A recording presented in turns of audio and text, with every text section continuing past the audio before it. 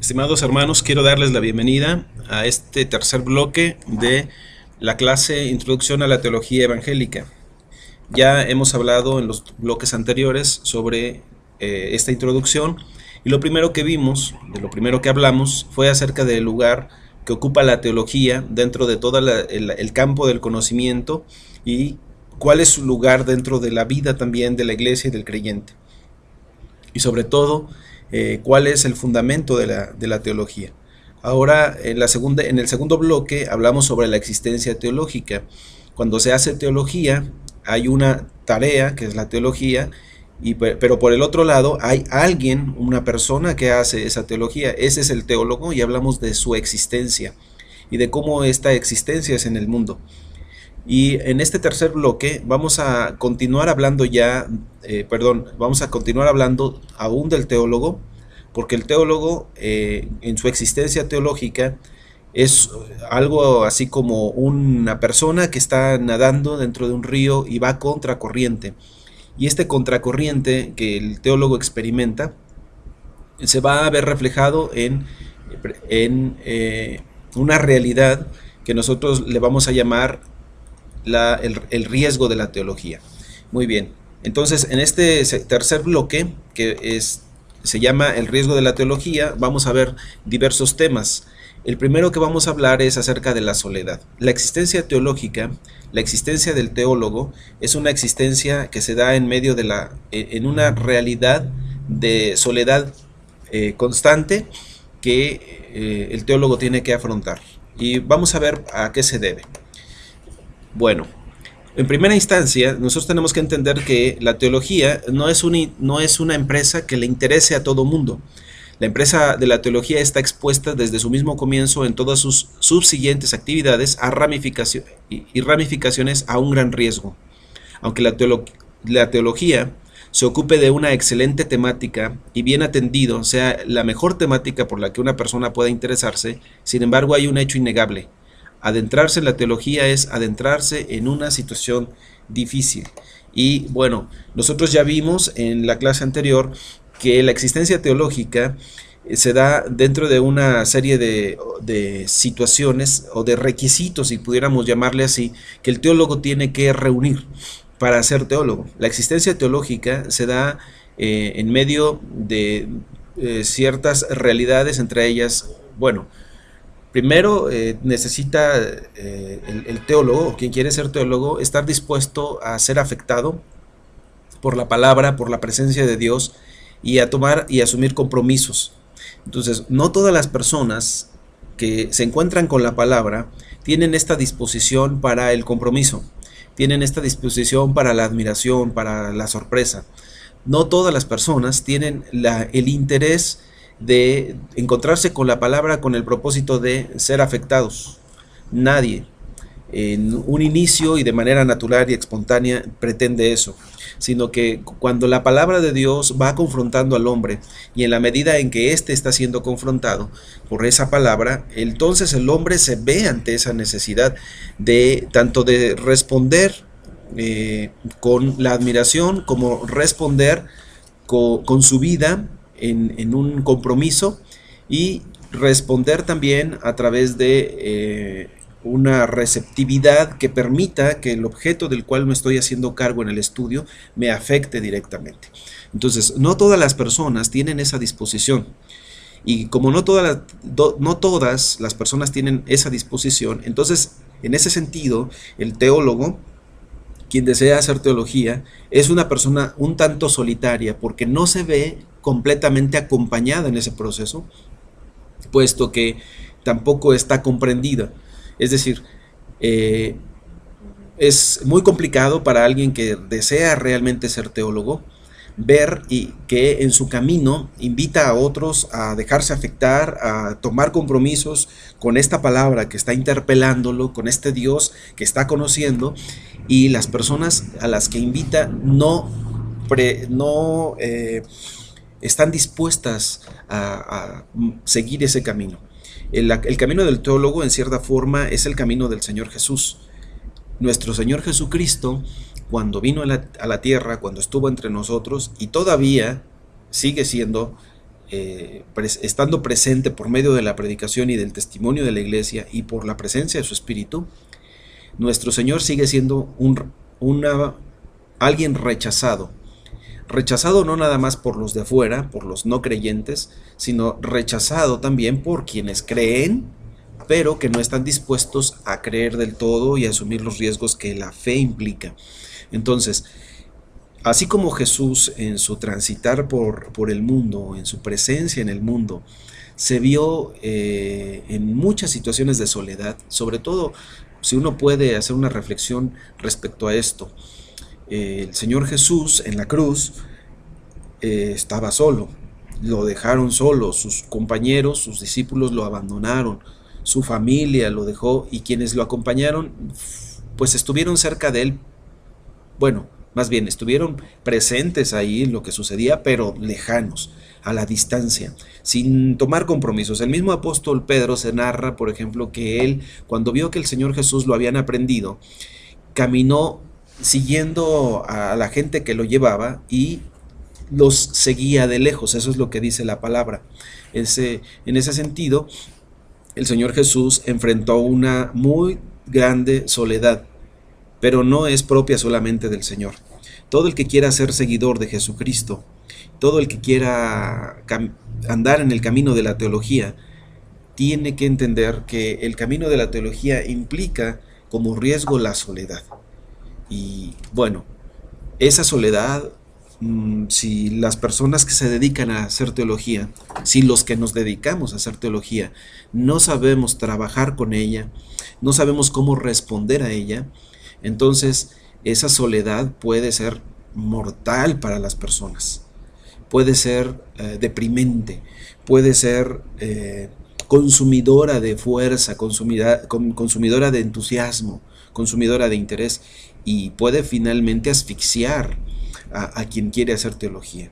He conocido y he sabido de muchas personas que se han dedicado a la teología y que cuando se han confrontado con esta palabra, asumen tal compromiso que se desesperan, que se impacientan porque ven que el resto de las personas no tiene esa misma comprensión y no está dispuesta a acompañarles en ese mismo camino y a tomar los mismos riesgos, los mismos desafíos y los mismos compromisos que ellos. Entonces, en ese sentido, se ven solos y se sienten un tanto abandonados y defraudados incluso por la misma comunidad de fe. Ante esta situación, su desesperación, su frustración por esta realidad los lleva a abandonar el camino de la teología. Y es que hay que recordar otra vez, la teología no nada más es una cuestión de conocimiento ni de reflexión que se realiza a un mero nivel intelectual.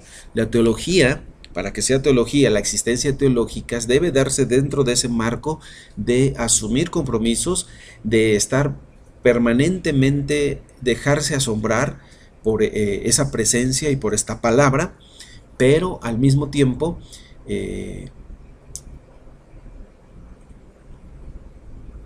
esta implicación que requiere la palabra del hombre, porque el hombre tiene que implicarse. Yo como teólogo tengo que implicarme, estar dispuesto a una implicación completa, total de mi ser. Y esa totalidad de mi ser que debe estar implicada en esta tarea de reflexión, de experiencia, y diríamos así, de conocimiento profundo de Dios. Porque el conocimiento profundo de Dios no es un conocimiento intelectual. Otra vez lo recalco, el conocimiento profundo de Dios se da como un conocimiento en la práctica.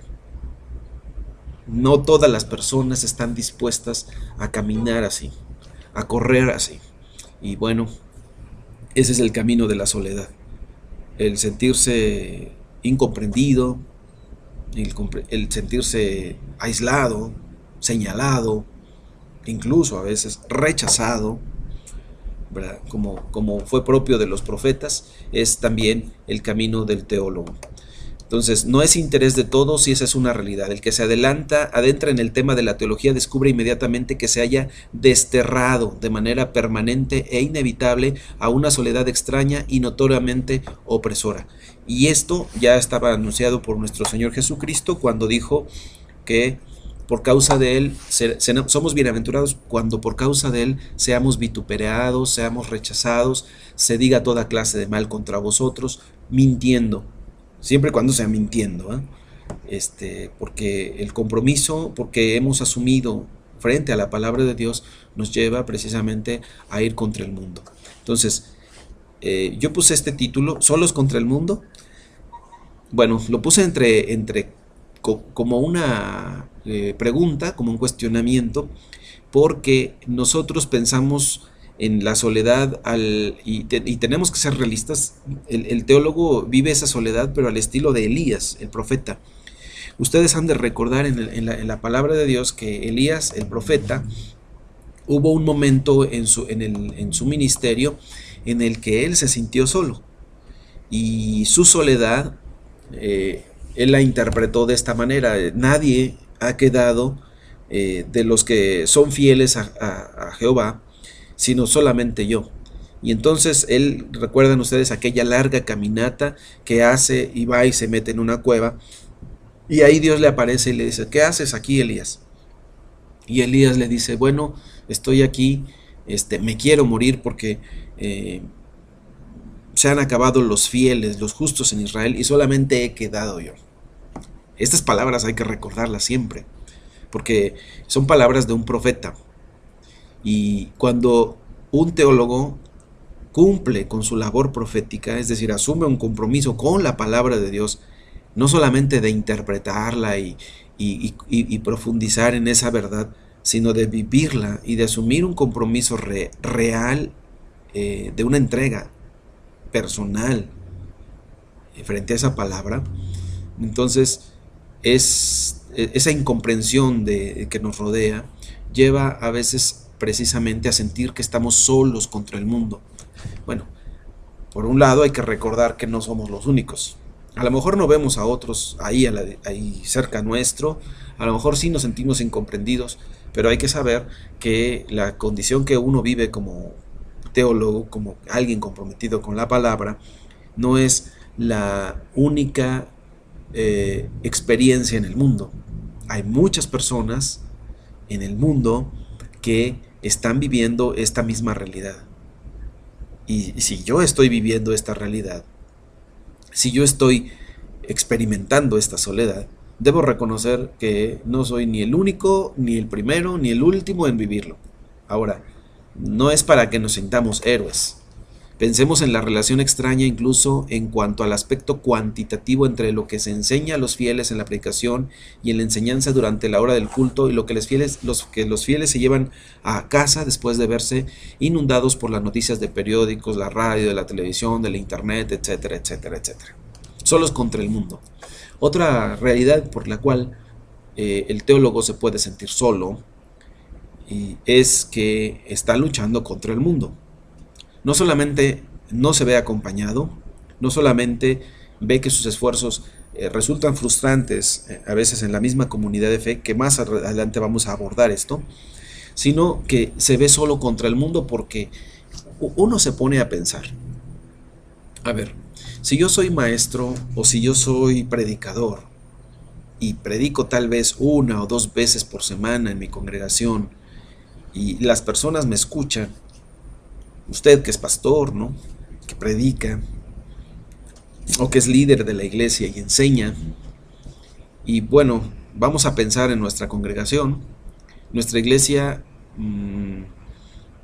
las personas que asisten, por ejemplo, los sábados, bueno, experimentan entre 1 a 2 horas de escuela sabática, y por las tardes tal vez experimenten un sermón, al mediodía tal vez otro sermón, y cada sermón dura 40 minutos. Bueno, tenemos ahí cerca de 4 horas, a 4 horas y media de presencia, de estar frente a la palabra de Dios.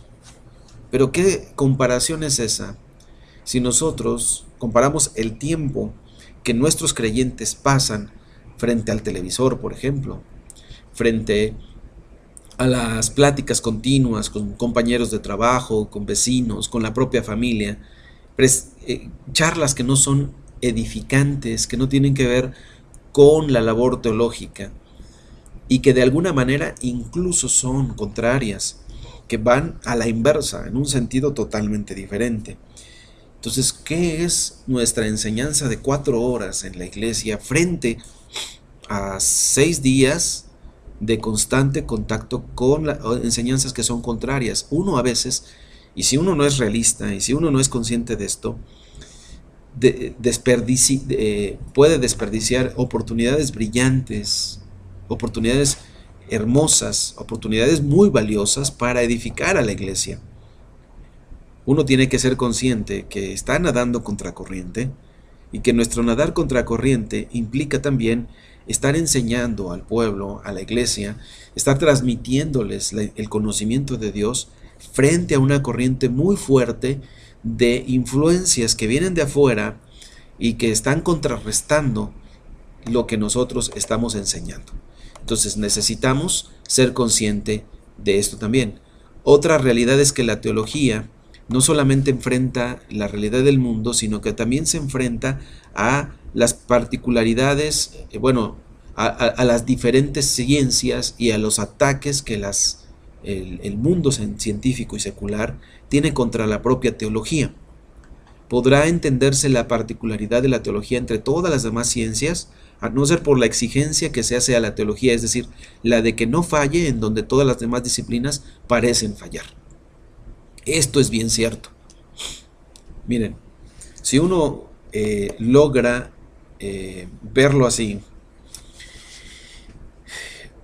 algo de lo que habla la fe cristiana es precisamente sobre la vida, y la fe cristiana aborda el tema de la ética, de la vida cristiana, y si algo se exige del que hace teología, es que el que hace teología sea congruente entre lo que enseña y lo que está haciendo.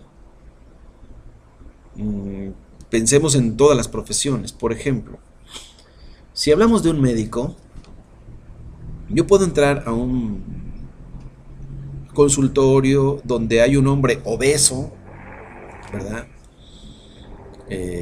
Pasado de peso, que fuma, por ejemplo, huele a cigarrillo, que en el fines de semana a lo mejor ingiere bebidas alcohólicas, y lo tengo frente a mí, y él me va a decir a mí, ¿cómo puedo hacer para mejorar mi salud?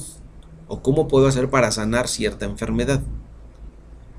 A ese hombre, para ese hombre no hay una exigencia de que sea congruente entre lo que me está diciendo y lo que él está haciendo en su vida.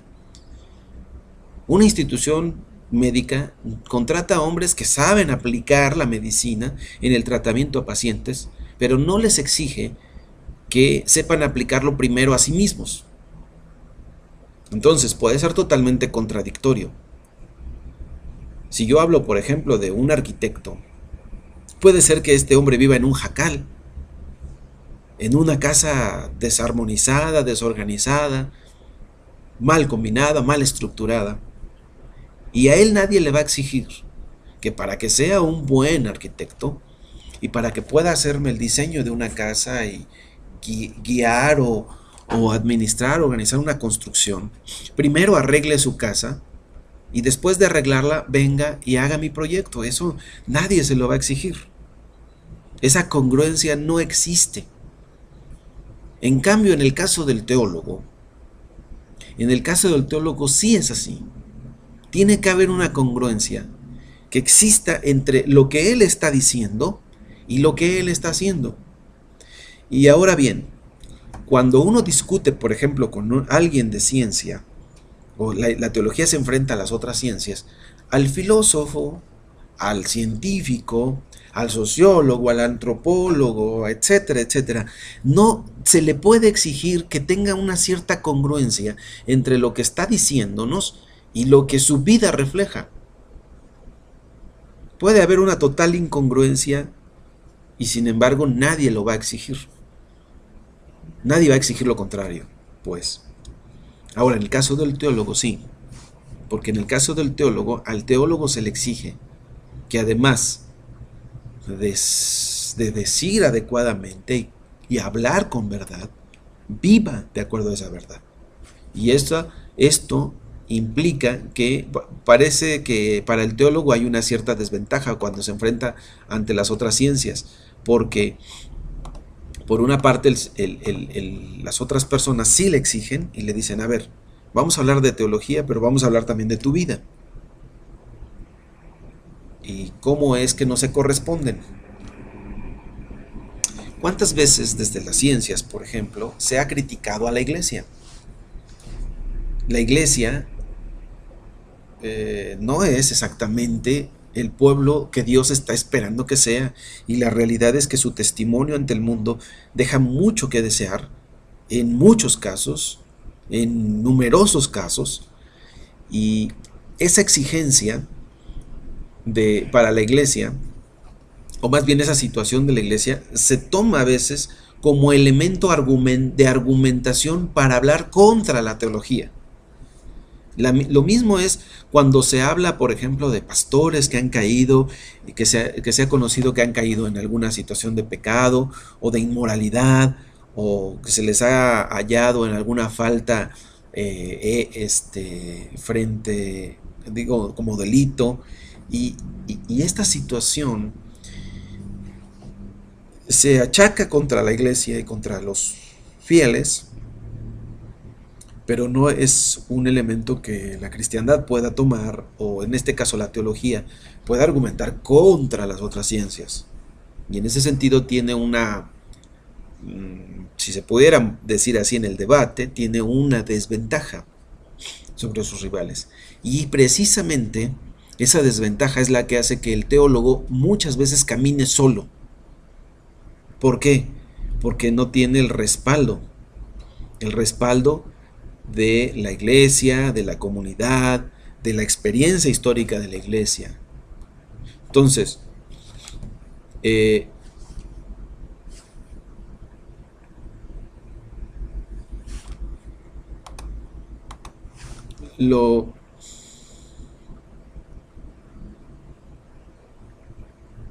bueno, continuamos. ¿Cómo puede estar segura entonces de su propia fe el teólogo? ¿Acaso su fe, su existencia teológica y su teología como tales no se ven cuestionadas por esta soledad, por muy garantizadas que estén por la palabra de Dios y por el testimonio del Espíritu Santo? ¿Cómo puede el teólogo enfrentar esta soledad? Ya hablamos de varias soledades, ¿no? Entonces, ¿cómo puede? Si el teólogo se interesa realmente por la teología, no deberá lamentarse de tener que nadar a contracorriente de muchas opiniones y métodos de sus compañeros teólogos y no teólogos. Si los resultados de su labor no van a ser trivialidades, él no deberá sentirse apesadumbrado del dolor que le produce y de los esfuerzos que supone para él tener que aguantar una continua soledad. Es de alguna manera un precio que el teólogo sabe que debe pagar. La teología no es finalmente pura exégesis, historia eclesiástica y pura dogmática, es también ética. Y la ética es la elaboración de una determinada concepción del mandamiento divino, expresado en y con la promesa divina. La ética trata de expresar una clara concepción de aquellas acciones que han de realizarse en la iglesia y en el mundo, y que son esenciales y características de la obediencia a la fe. Si nosotros ya habíamos dicho esto. ¿Qué es lo característico de la teología? Su ética. Lo que cabe esperar de esta esfera es una oposición más o menos definida entre la teología, con sus cuestiones y respuestas, y las opiniones y principios de fulanito y de menganito, que son personajes más o menos importantes, personas no cristianas o incluso personas cristianas.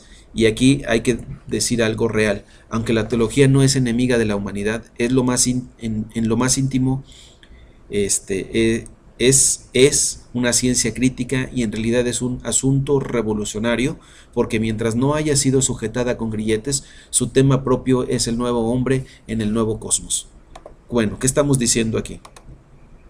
Que el tema principal de la teología, y digamos su diferencia con muchas otras disciplinas, es que la teología pone especial énfasis en la ética cristiana. O sea, tiene que aterrizar, tiene que descansar en la práctica.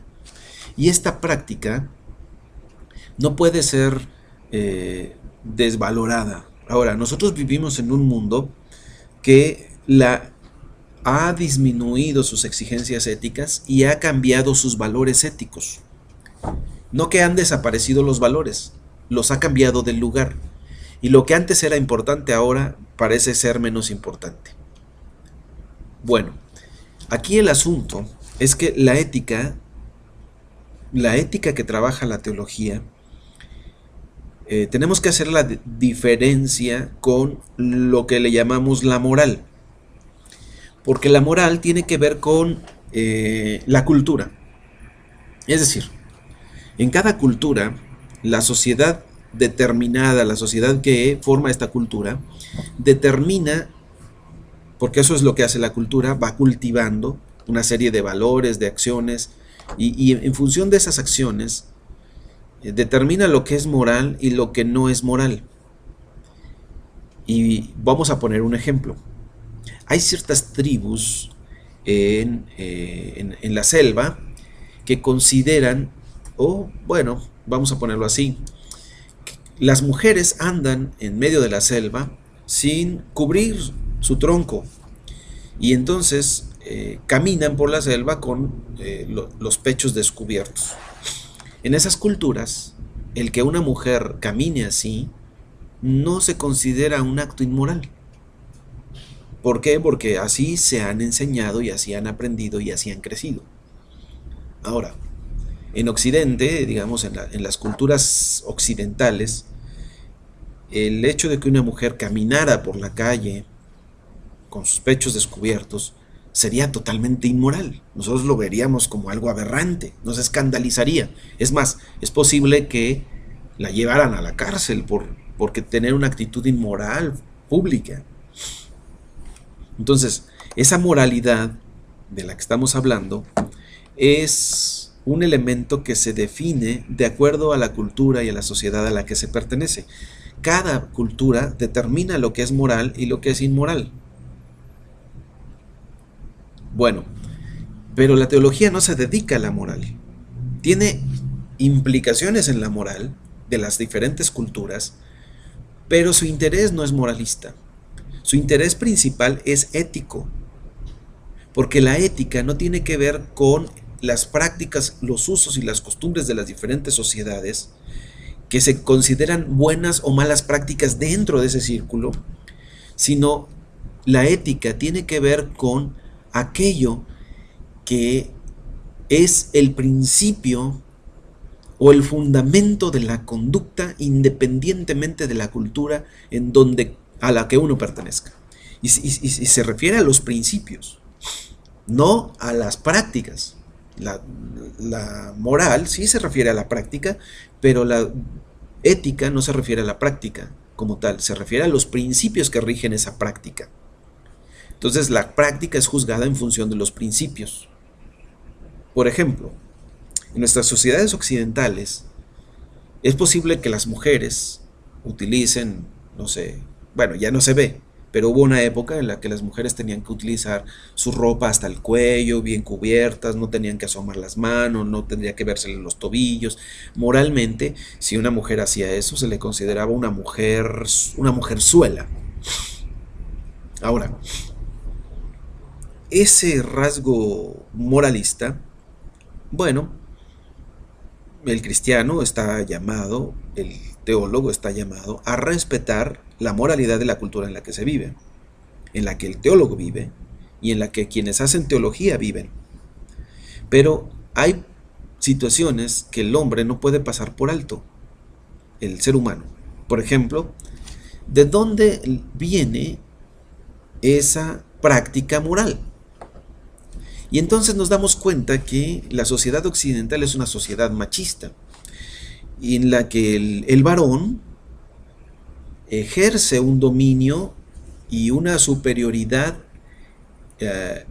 irracional, injusta, sobre la mujer. Y esa injusticia porque se rebasa esa igualdad que el hombre debería tener con la mujer por ser ambos criaturas de Dios, por ser ambos hijos de Dios, por ser ambos seres humanos. En esa igualdad, entonces, si uno se da cuenta, en la mayoría de las sociedades occidentales, la moralidad se le exige más a la mujer que al hombre. Es decir, se exige que la mujer vista de tal manera, que hable de tal manera, que no haga esto, que no haga lo otro. ¿Y quién exige? El varón. Porque quien hace las leyes, quien hace el consenso, son los varones, sobre todo en las sociedades occidentales de los siglos pasados. Entonces, basados en esa experiencia, uno puede ver que la moral puede ser adecuada. La mujer está vistiendo adecuadamente de acuerdo a la moral. El hombre, al exigirlo eso a las mujeres, puede estar en lo correcto porque desde la moral es correcto, pero no desde la ética.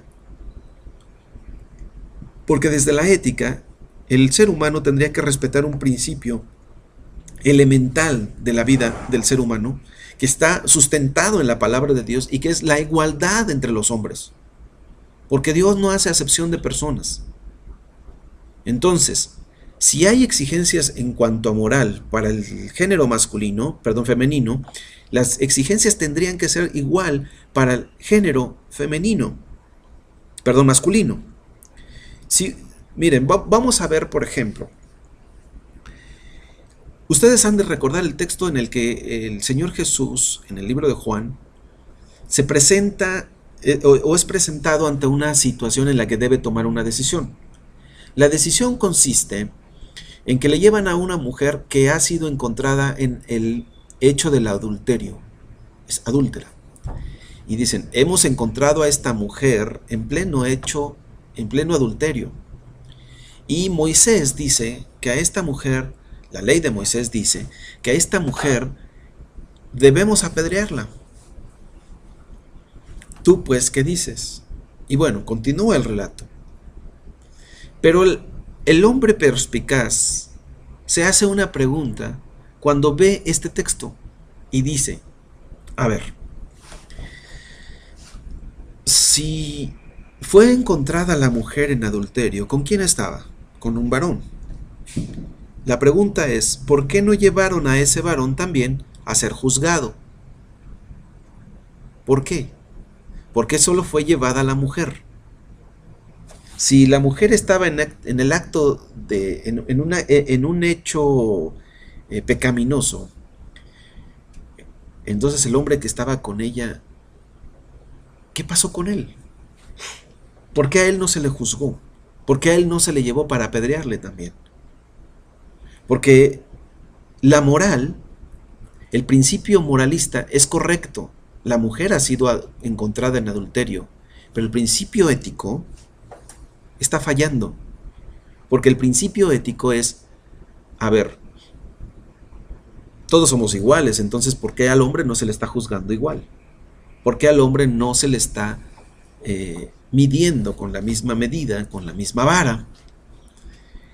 Y entonces aquí viene algo que es impresionante de parte de nuestro Señor, que Él se va a la raíz más profunda todavía, y Él dice, bueno, ¿hay alguien aquí que esté libre de pecado?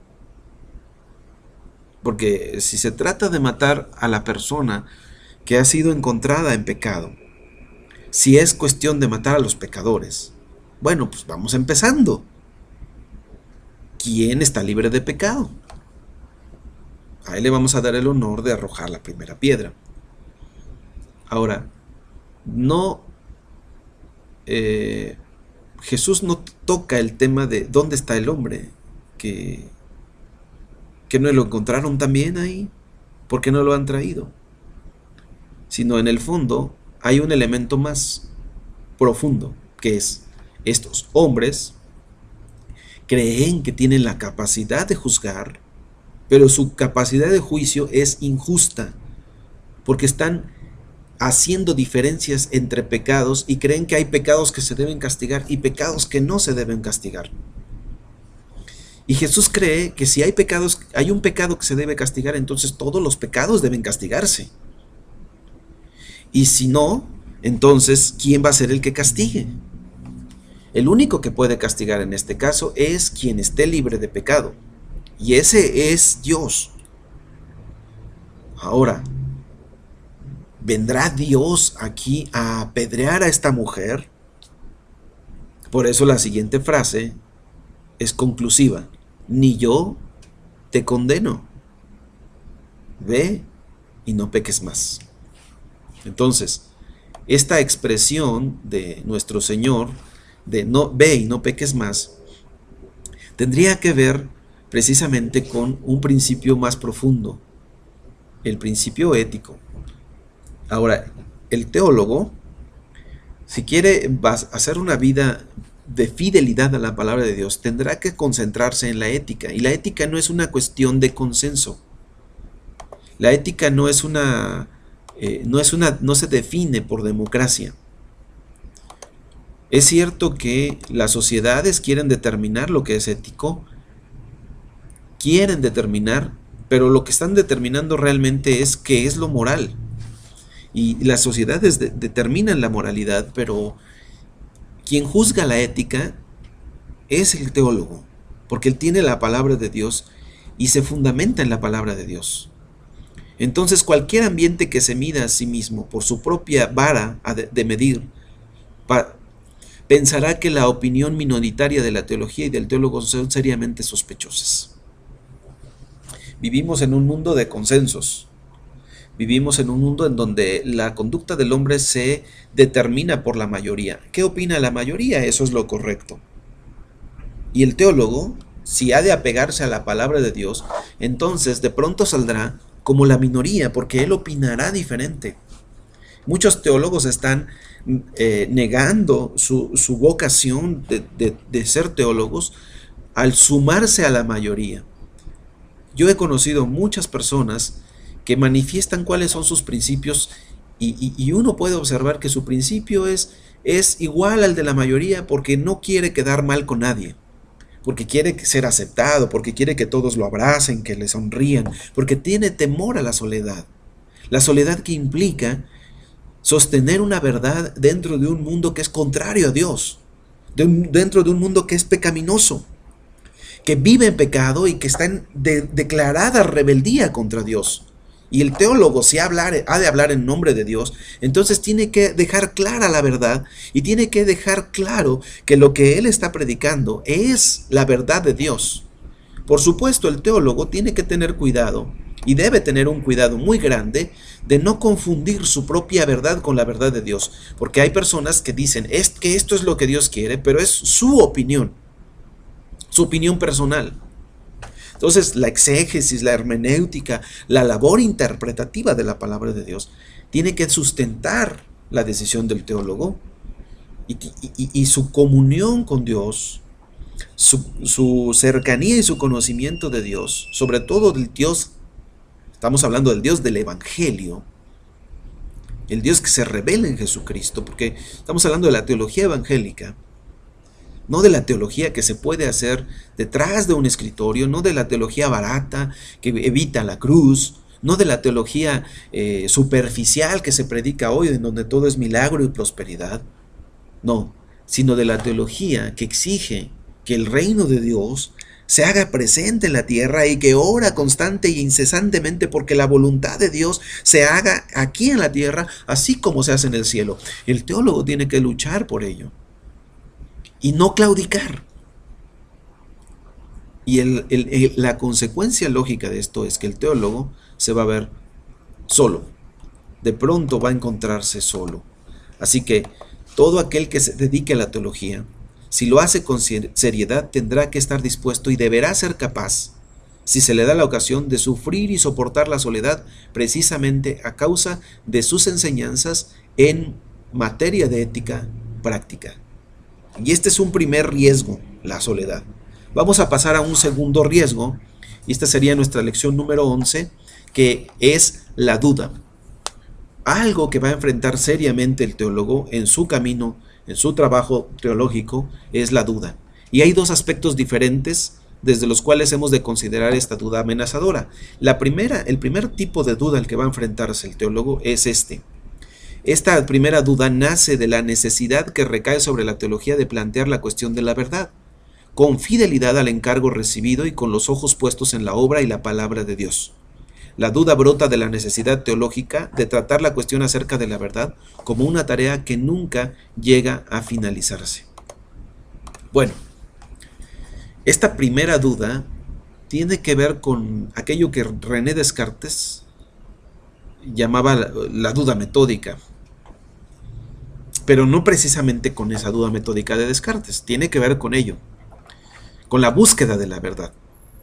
Descartes en alguna ocasión describió que su búsqueda de la verdad era como la búsqueda que hace un hombre que está parado en una playa, en la arena, y siente la arena debajo de él, y esa arena se mueve, no le parece firme, no le da confianza porque no le ofrece un sustento, y entonces con sus pies empieza a escarbar, y quitar la arena de debajo de sus pies hasta que por fin encuentra roca firme, la roca sólida. Y sobre esa roca, entonces, construye su vida.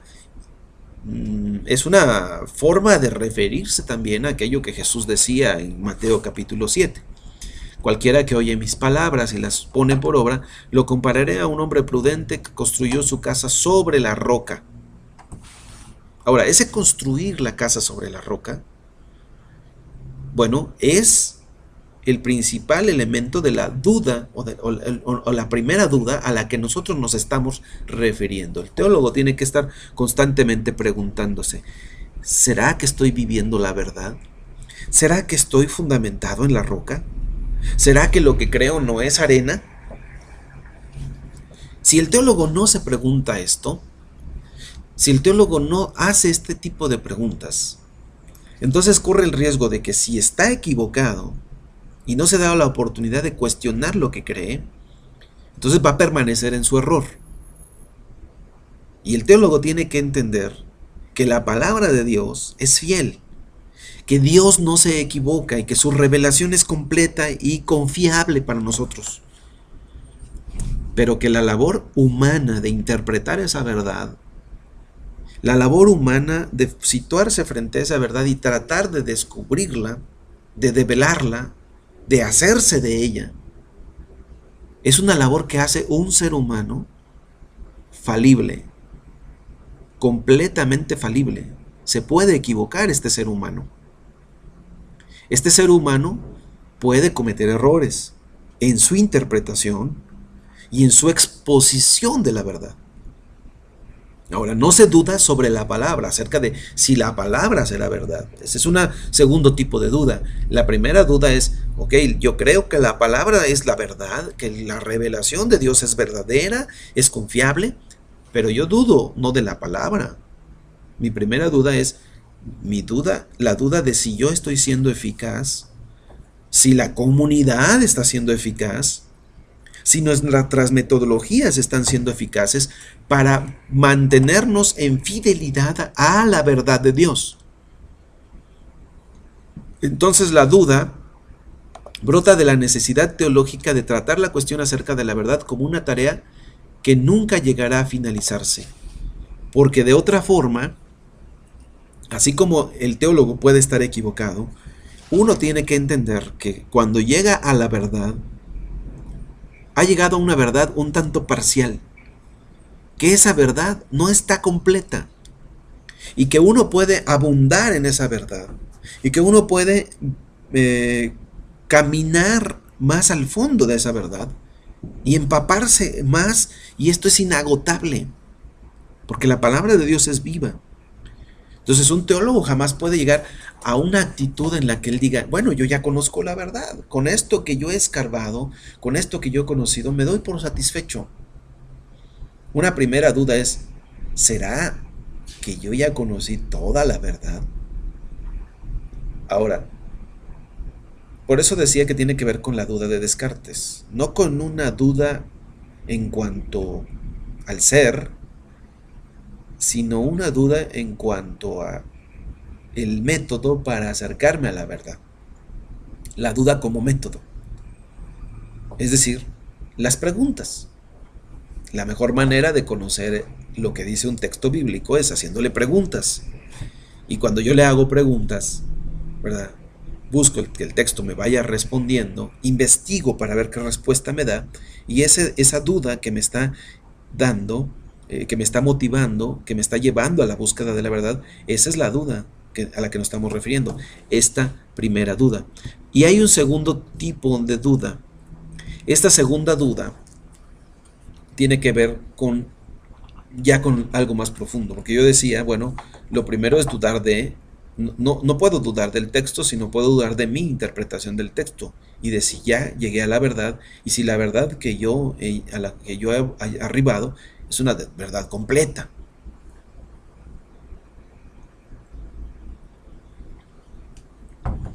Pero la segunda duda tiene que ver ya con el objeto de nuestro estudio, que es Dios. Una duda acerca de Dios. ¿Acaso la duda en la existencia de Dios no es siempre algo inexplicablemente fácil? Incluso para aquel que desde hace mucho tiempo supo ver a través de la simplicidad de tal duda, o que quizá haya aprendido de Anselmo cómo abordarla correctamente. La duda acerca de la existencia de Dios. Esta segunda duda, que sí tiene que ver con el texto, uno tiene que ser consciente de que esa duda va a estar presente y que es innegable. Cuando lleguemos al final de este capítulo vamos a ver algunas verdades acerca de la duda que tienen que ver con esto que voy a decir. Dudar de la existencia de Dios. La pregunta es, ¿será que el teólogo jamás duda de esa existencia?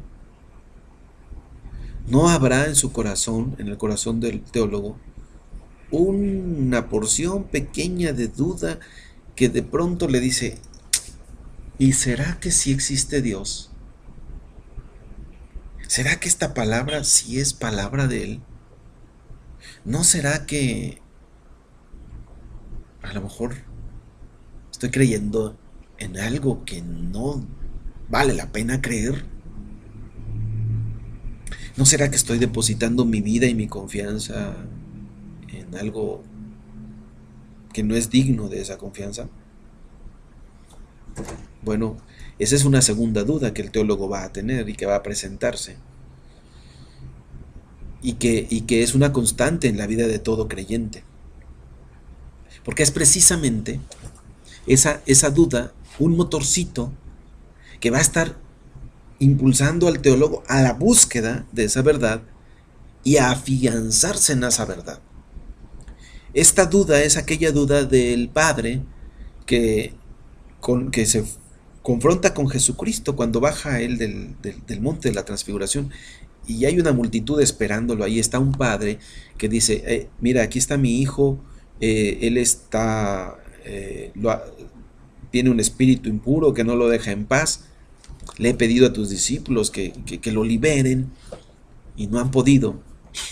Y Jesús dice, generación incrédula, ¿hasta cuándo he de soportarlos? Y entonces le dice el hombre, Señor, quiero por favor que tú liberes a mi hijo. Y entonces Jesús le dice al hombre, ¿crees que yo puedo hacerlo? ¿Crees que puedo hacerlo? Y entonces el hombre le dice, creo. Y luego viene una expresión todavía más fascinante. Pero ayúdale a mi fe. Creo, pero ayúdale a mi fe. Ahora, esta es una realidad en la que el teólogo constantemente se va a mover. Creo, pero ayúdale a mi fe. Debería de ser así como una constante en la vida del teólogo. Es decir, creo, pero mi fe no es todavía madura. Mi fe no es lo suficientemente confiable como para determinar que ahora sí yo estoy listo ya y que tengo total confianza en ti. Una certidumbre parcial. La teología no puede llegar a ser un acontecimiento aquí y ahora si no va acompañada de un profundo riesgo interno que impide esta contradicción. El carácter de la teología sigue siendo fragmentario. Es un conocer parcialmente. Segundo, primera los Corintios 3, 13, 12. Conocemos en parte, y en parte profetizamos, y en parte porque lo pleno no ha venido. La obra de Dios en nosotros no ha concluido. Entonces es de alguna manera de esperarse que en esta parcialidad en la que nos movemos, nosotros nos veamos inundados aún de dudas, porque nuestra certidumbre de las cosas es una certidumbre que no está y no puede ser plena y no puede estar completa o terminada. Es una certidumbre parcial. Ahora, esta certidumbre parcial es la certidumbre del teólogo. La pregunta que nos lleva a continuación es, ¿por qué la duda? ¿Por qué un hombre duda? ¿Por qué una persona duda? Bueno, en primer lugar, la duda puede surgir con gran fuerza ante la concentración de poderes y potestades que siguen reinando en esta época presente y que se hallan en competición con aparente seriedad y de forma indudablemente impresionante con la palabra con la obra y la palabra de Dios. Vivimos en un mundo que es opuesto a Dios. Dice el apóstol Pablo en la carta a los Efesios que nosotros en otro tiempo estábamos muertos en nuestros delitos y pecados siguiendo la corriente de este mundo. Y éramos movidos también por el espíritu que opera ahora en los hijos de desobediencia. Esa expresión del apóstol nos hace recordar que la existencia del teólogo, en este caso del cristiano, en el texto es del cristiano, pero lo vamos a aplicar al teólogo, la existencia del teólogo es una existencia que se da en medio de un mundo en donde los poderes del viejo eón, los poderes de esta realidad presente que está por terminar, que va a acabar, esos poderes tienen una gran influencia aún sobre el mundo presente. Y es así. Uno ve el poder que tiene el dinero, la política, la violencia, la religión misma. Uno ve que el tremendo poder que tienen los medios de comunicación masiva, estos medios de difusión, televisión, radio. Y parece ser que cuando uno ve la realidad y toda esta realidad está sometida a estos poderes, a estas potencias, es lógico que alguien se llene de duda respecto a si es cierto que el reino de Dios está aquí, si es cierto que Dios está actuando, si es cierto que es tan poderoso el Señor, si es cierto que con la palabra de Dios todo esto se podrá cambiar, si es cierto que la iglesia podrá hacer frente a esta realidad, si uno como teólogo será capaz de hacer frente. Entonces, en primera instancia de ahí viene la duda. En segundo lugar, la duda puede tener también su causa en la comunidad que rodea al teólogo, en la fragilidad de su unión y quizá incluso en la perversión de la forma y la proclamación de aquella iglesia que él conoce. Esta relatividad, estas relatividades cristianas, concretamente presentes en los individuos o en los grupos, pueden constituir con razón o sin ella un escándalo para el individuo. No solamente nos movemos en una realidad en donde las potestades de este mundo aún están presentes, vigentes y con gran poder, sino también nos movemos en medio de una realidad en la que la propia comunidad, es algo que decíamos hace rato, la propia iglesia, y nada más basta con que cada uno de nosotros mire hacia adentro de su propia comunidad y se va a dar cuenta. Nos llenamos de dudas porque uno piensa, ¡ay, Señor! Este es tu pueblo. Esta es la comunidad que tú elegiste para hacer sal y luz en el mundo. Esta es la iglesia que es el reflejo de tu grandeza, de tu poder, de tu gracia. Y entonces, ante esa realidad, uno, uno se llena de dudas.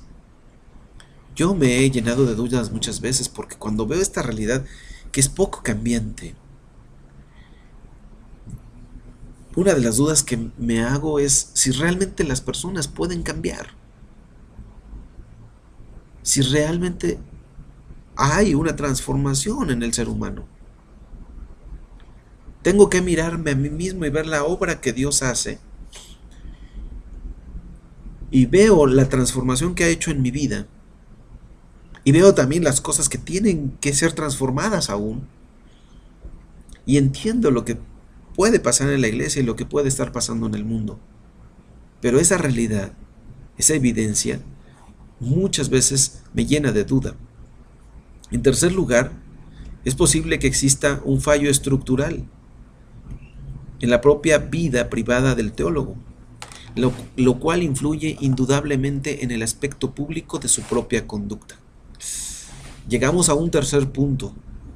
No solo dudamos por las potencias que están vigentes en el mundo.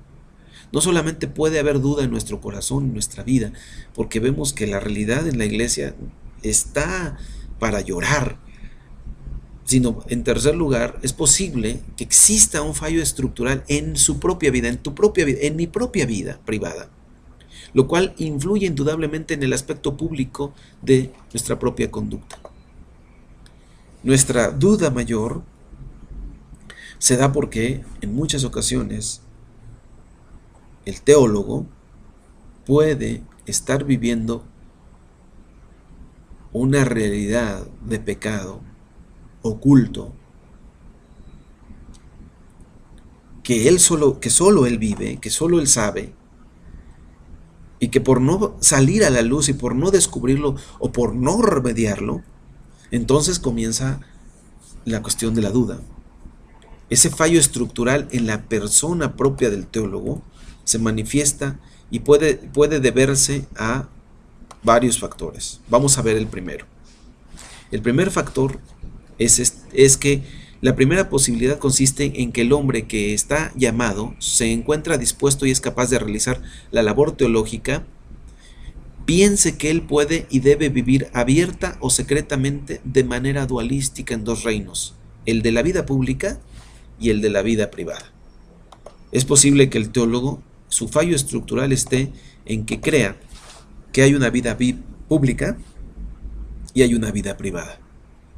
Como que yo, como teólogo, soy una persona cuando estoy en público, pero soy otra persona cuando estoy en privado. Y un teólogo que cree así tiene un desajuste estructural.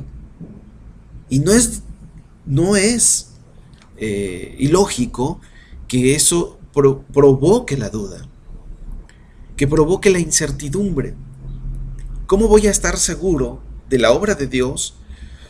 ¿Cómo estoy convencido de la obra de Dios si yo en mi propia vida estoy abrazando el pecado de manera oculta y de manera pública estoy manifestando una realidad diferente? Esa hipocresía, ¿verdad?, es la que nos lleva también a dudar. Ahora, ¿cuál sería la segunda razón? La segunda razón es que esta persona viva no solo como un teólogo en todas las cosas, sino que vive enteramente como un teólogo exclusivo, que elimina todas las demás cosas. No tiene en el fondo ningún interés por los periódicos, la literatura, el arte, la historia, el deporte, y de esta manera revela que no tiene interés por ninguna persona.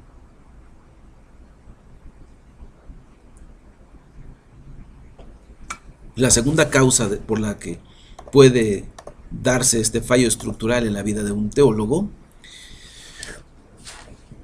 es que él no solo se considere teólogo así como en todas las cosas, sino que elimina todas las demás cosas. O sea, yo soy teólogo en la vida privada, soy teólogo en la vida pública, soy teólogo en la iglesia, soy teólogo en el trabajo, soy teólogo en la escuela, soy teólogo al comerciar, soy teólogo al comprar, al vender, soy teólogo siempre. Eso es una cosa. Pero la otra realidad, y que esta se puede confundir, es que el teólogo no sea teólogo en todo, sino que todo lo que él es se reduce a ser teólogo. Y entonces no convive, no tiene relación ni comunicación con el entorno, no se empapa de la situación que está viviendo.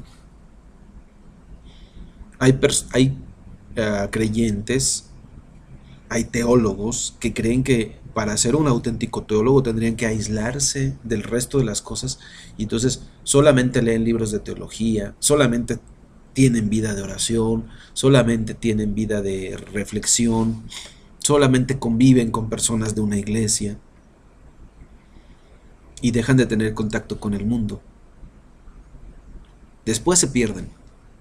El teólogo se pierde en eso, porque al dejar de tener contacto con el mundo, deja de verse a sí mismo también como un hombre pecador y necesitado, y se ve así como el hombre que logró alejarse y que tiene el mérito de alejarse, y entonces deja de tener relación y empieza a hacer una teología descarnada, deshumanizada, desconectada de los planes y de los proyectos de Dios. Ese puede ser un fallo en la estructura. Otro fallo en la estructura: la labor teológica concentrada en una buena cosa, o incluso la mejor cosa, pero la existencia exclusivamente teológica, no es una buena cosa. Tal existencia es la que un hombre desempeña, de hecho, el papel fatal de ser un Dios que se despreocupa de su creación. Conduciría inevitablemente más tarde o más temprano a la duda y, por cierto, a una duda radical. Así que cuidado con nosotros creer que la teología es encerrarnos en nuestro mundo de la teología. Finalmente vamos a ver 3 aforismos provisionales acerca de la duda. El primero es que ningún teólogo, ya sea joven o viejo, creyente o más o menos creyente, probado o todavía no probado, debe dudar en modo alguno de que él, por una u otra razón, de una manera o de otra, es también una persona que duda. Entonces, ningún teólogo debe dudar que duda. Este aforismo parece un trabalenguas, pero no es así. Yo me hago la pregunta, ok, yo estoy dudando, pero ¿realmente dudo? Tengo que reconocer que soy un hombre que duda. Tengo que reconocer que soy un hombre que tiene dudas. Eso no me quita nada. No me hace menos teólogo o más teólogo. Reconocer que tengo dudas debe ser para mí un primer paso en el reconocimiento.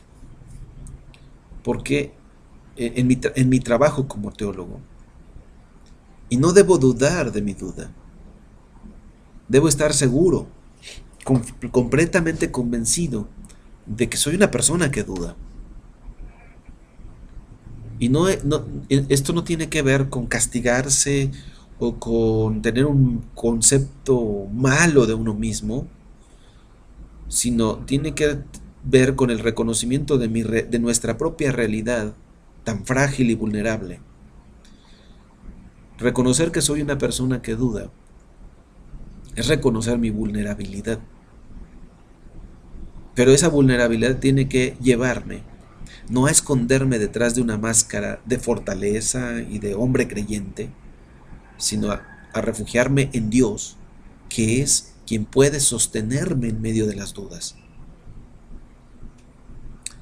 No debe de llevarme a querer eliminar la duda de mi vida, porque eso no podrá ser, sino debe de llevarme a tomarme fuerte de la mano de Dios, sabiendo que mi duda estará ahí, sin duda,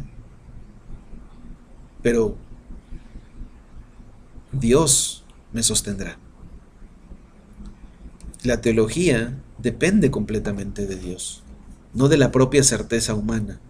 Cuando el hombre se sustenta en su propia certeza, puede cometer el error de vivir y dejar de lado a Dios, o vivir dejando de lado a Dios. Muy bien. El segundo aforismo provisional acerca de la duda es que él no debe negar tampoco, o sea, el teólogo no debe negar tampoco que su duda en esta segunda forma es absolutamente una mala compañera que no tiene su origen en la creación buena de Dios. Segundo aforismo. Así como no puedo dudar que dudo, también no puedo abrazar la duda como si fuera mi amiga, como si fuera algo bueno para mí. La duda en ningún momento deberá ser algo así como una buena compañera.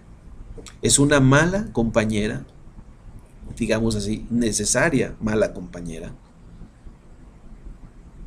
Y cuando digo necesaria, lo digo con todas las precauciones posibles, ¿verdad?